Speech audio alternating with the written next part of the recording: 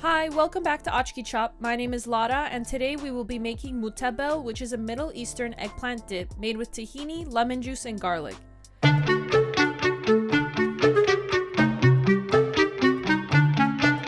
This recipe begins with 2 fresh eggplants. It's important to choose male eggplants because they are supposed to have more flesh and less seeds than their female counterparts. You can tell it's male by looking at the end of it and making sure it's round like this. The female eggplant will look more like a flat line than a round circle. Once you've got your eggplant, it's time to roast them.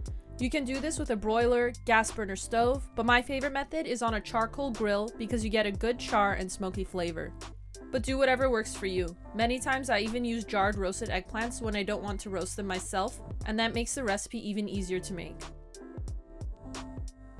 Make sure your coals are nice and hot, then it's as simple as placing your eggplants on the grates and rotating every few minutes until they are cooked all the way through.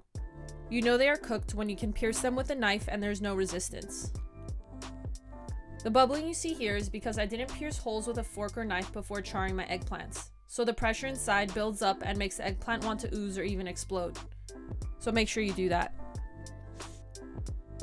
Once your eggplants are done grilling, place them in a bowl, then cover the bowl with foil or plastic wrap to steam the eggplants, which should help with removing the skin. Leave them in the covered bowl for about 10 to 15 minutes. After that, if you are able to withstand the heat of the eggplants, begin peeling the skin off. Once you have peeled away as much skin as possible, you should be left with a bowl of flesh.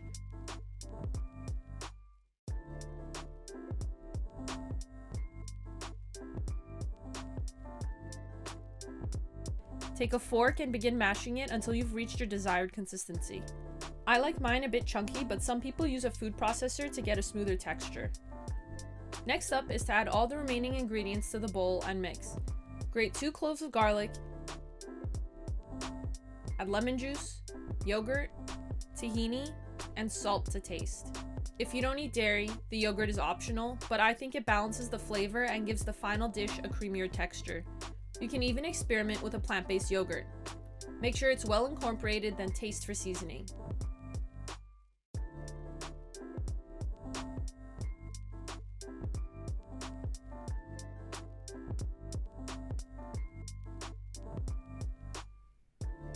Plate it up and then smooth out the top.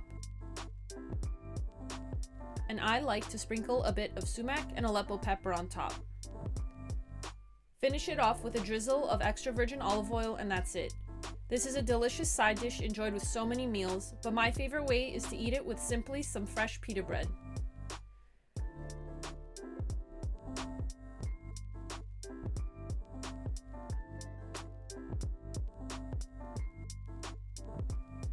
I hope you try out this recipe for yourself and enjoy it. Please don't forget to like, comment, and subscribe, and I'll see you next time.